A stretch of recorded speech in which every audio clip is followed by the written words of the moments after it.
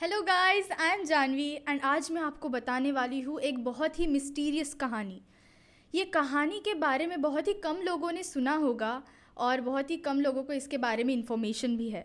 और मैं आपको हिंट दे देती हूँ कि ये कहानी अभी बीबीसी न्यूज़ ने रिसेंटली इसके बारे में एक आर्टिकल पोस्ट किया है। जी हाँ दोस्तों, ये कहानी है एक महिला अभिनेत्री के बारे में जो एक दलित समाज से बिलोंग करती थी।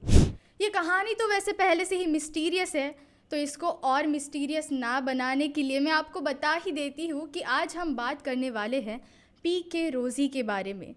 तो जी हाँ दोस्तों, पी.के. रोज़ी यह एक महिला अभिनेत्री थी जो दलित समाज से बिलोंग करती थी। इस मिस्टीरियस स्टोरी को सुनने से पहले आप हमारे वीडियो को लाइक कर दो और चैनल को सब्सक्राइब कर दो। तो चलिए आगे बढ़ते हैं। P K. Rosy, how far has Indian cinema been able to follow the path created by a Dalit women. अहंकार रूपिणी, पापी, वेश्या, घृणित स्त्री जिसने मनुस्मृति के नियमों को तोड़ा। यह शब्द थे मलयालम कवि कुरीपूजा श्री कुमार की कविता नडियुडे रात्रि यानी अभिनेत्री की रात में दर्ज है।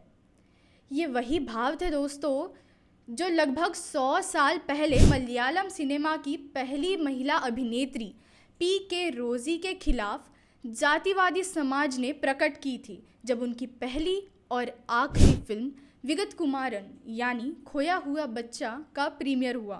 पी.के. रोज़ी दलित समाज से थी और उन्होंने इस मूक फिल्म में नायिका की भूमिका निभाई थी। हालांकि दोस्तों इस वर्ष को लेकर कुछ मतभेद अभी भी है, लेकिन कहते हैं कि यह फिल्म 1928 में तिरुवनंतपुरम में प्रदर्शित हुई थी।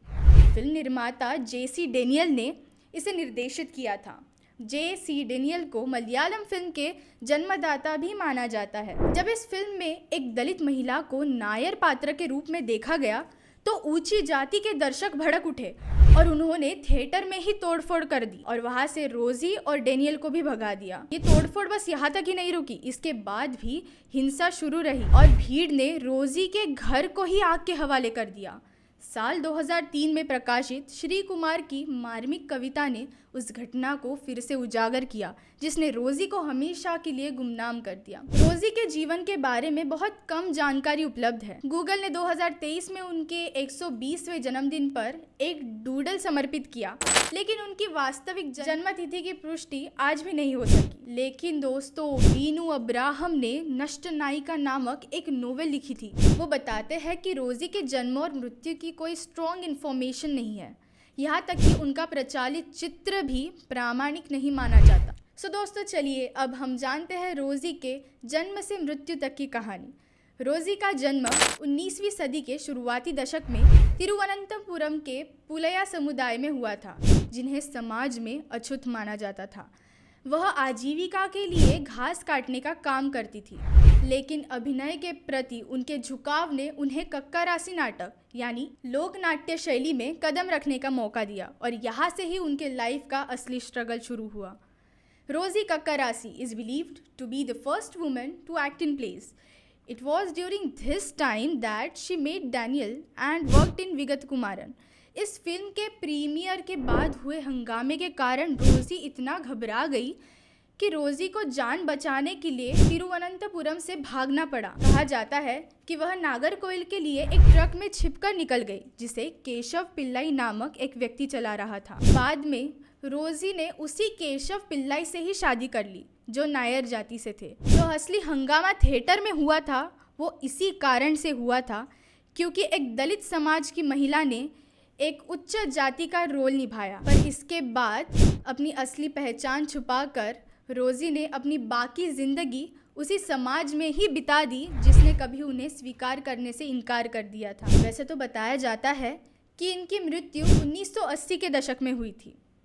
हालांकि इसकी भी अभी तक कुछ स्पष्ट जानकारी उपलब्ध नहीं है। Daniel was a wealthy man, but the failure of Vigat Kumaran and his subsequent attempts to make films left him financially devastated. 1960 के दशक में इतिहासकार और पत्रकार चेलंगाट गोपाल कृष्णन ने उनके योगदान को पुनर्जीवित किया और उन्हें मलयालम सिनेमा के पिता के रूप में मान्यता दिलाई। और बाद में 1975 में डेनियल की मृत्यु हो गई। From the 1970s, historian Kunnukuzi S. Mani began writing about Rosie.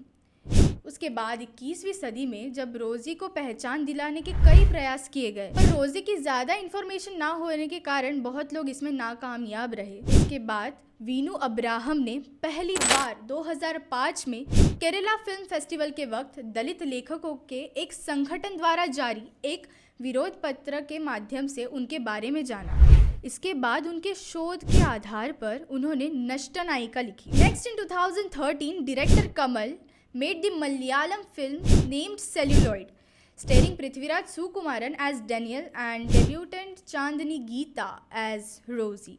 हालांकि फिल्म को लेकर भी बहुत कंट्रोवर्सी हुई क्योंकि इसमें रोजी को एक ऊंची जाति के नज़रिए से प्रस्तुत किया गया, पर फिर भी यह फिल्म रोजी के लाइफ पर बनी अब तक की सबसे फेमस फिल्म बनी है। In 2019, the Women in Cinema Collective यानी WCC founded the PK Rosie Film Society to promote women and feminism in cinema। WCC की फाउंडिंग मेंबर बीना पॉल कहती है कि रोजी स्टोरी में not be fully documented but her existence has become the symbol of the struggle between caste and gender। In Tamil Nadu, filmmaker Pa Ranjit's Neelam Cultural Center started the PK Rosie Film Festival, which showcases films on Dalit themes।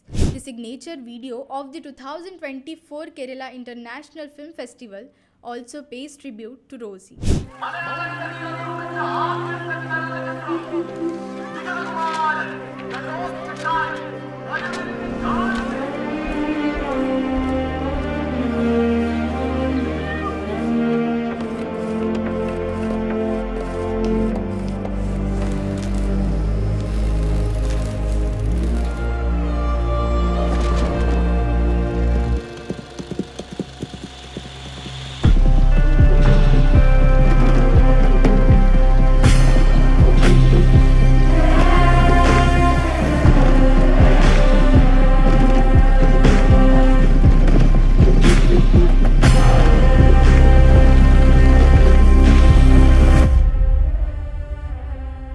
लेकिन दोस्तों ये सब तो सराहनीय है, लेकिन सच्चा अन्याय वही होगा जब भारतीय सिनेमा में दलित और महिलाओं को लगातार उचित स्थान मिलेगा और ऐसी फिल्में आम हो जाएंगी जिनमें दलित व महिला प्रमुख पात्र है।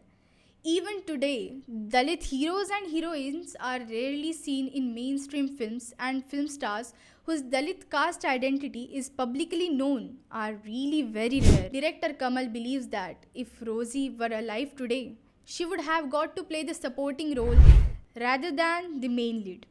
Dalit themed cinema in India is mainly seen in Marathi and Tamil industries, but even there it is mostly male centric। Even after a century, Indian cinema has not yet fully followed the path created by the brave Dalit woman named Rosie।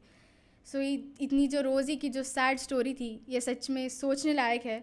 और दोस्तों आप भी सोचो ना, ये change जो होना चाहिए था वो सच में हुआ तो नहीं है, पर अब हम इसमें कुछ कर तो नहीं सकते। तो आप अभी मैंने जो स्टोरी बताई इसके बारे में आप ज़रा सोचिए, मैं भी सोचती हूँ, एंड आपके लिए ऐसे रेयर इंसिडेंट्स लाती रहूँगी। और ऐसे ही इन्फॉर्मेटिव वीडियोस देखने के लिए हमारे पॉइंट ऑफ व्यूज़ चैनल को सब्सक्राइब करो, लाइक करो एंड शेयर करो। तब तक के लिए थैंक्स फॉर वॉचिंग।